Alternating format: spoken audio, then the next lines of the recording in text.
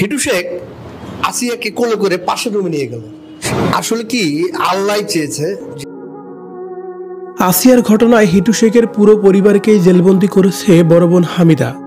তিনি জানিয়েছেন পরিকল্পিতভাবেই আসিয়ার সাথে এসব অপকর্ম করেছে হিটু শেখের পরিবার এবং তাদের কাজটি সহজ করে নিতেই হামিদাকে ঘুমের ওষুধ খাইয়ে দিয়েছিল শাশুড়ি জাহেদা খাতুন। এমন তথ্যই নিশ্চিত করেছিল হামিদা, কিন্তু সম্প্রতি সময়ে তার এমন তথ্য যেন একেবারে মিথ্যা রূপ নিয়েছে। আসিয়ার ঘটনায় হিটুর পরিবার অপরাধ করেছে ঠিকই, কিন্তু মূল গল্পের মাঝে রয়েছে অনেকটাই ভিন্নতা। তাহলে কি বিনা কারণে জেলবন্দি হয়েছে শাশুড়ি জাবেদা খাতুন এবং দেবর রাতুল শেখ? এই সকল বিস্তারিত জানাবো আমাদের আজকের এই ভিডিওতে, তাই সম্পূর্ণ ভিডিওটি না দেখলে আপনি কোনো কিছুই বুঝবেন না।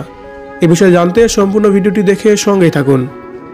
আসিয়ার সাথে সেই দিন ঘটে যাওয়ার লোমহর্ষক পুরো ঘটনাটি গতকালকেই বর্ণনা করেছেন মারুফ নামে এক সাংবাদিক।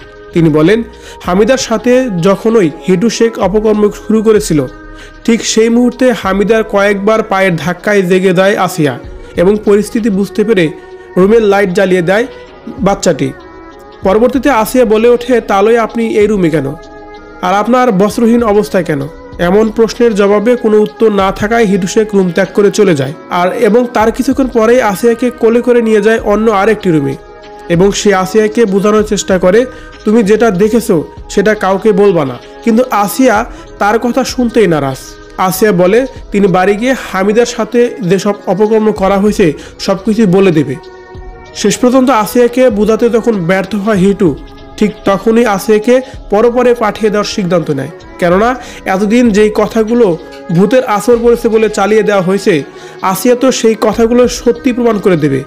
আর তাই হিটু শেখ এবং তার ছেলে আসিয়ার উপর নির্মমভাবে অত্যাচার চালায়।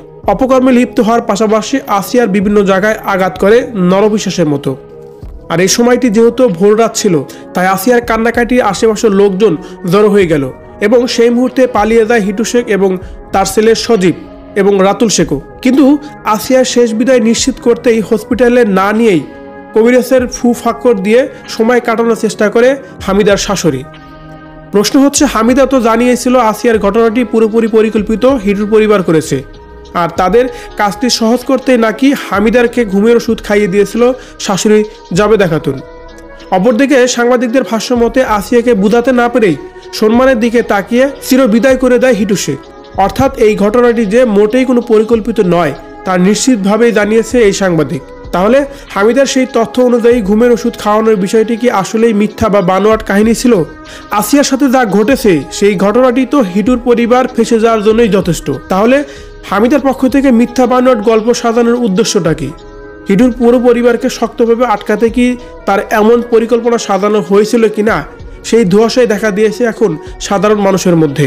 ভিউয়ার্স, হামিদার সাথে ঘুমের ওষুধ খাওয়ানোর বিষয়টাকে আপনি আসলে কিভাবে দেখছেন? তার কারণ, যেখানে কেনে আসিয়ার উপর যে অমানবিক নির্যাতন করা হয়েছে, সেই নির্যাতনের কারণে তো হিটুর পরিবার এমনিতেই পুরো পরিবার ফেঁসে যাবে। তাদেরকে নিশ্চিত বাংলাদেশের সর্বোচ্চ আইনের কোনো সাজা দেওয়া হবে, এটা ধরে নেওয়া যায়। তাহলে ঘুমের ওষুধ খাওয়ানোর বিষয়টাকে আপনি কিভাবে দেখছেন? আর এই বিষয়টাই এই সাংবাদিক এভাবেই তুলে ধরেছেন। সাংবাদিকের কথাগুলো নিয়ে যদি আপনার কোনো মতামত থেকে থাকে, কমেন্ট করে জানিয়ে দিন কমেন্ট বক্সে।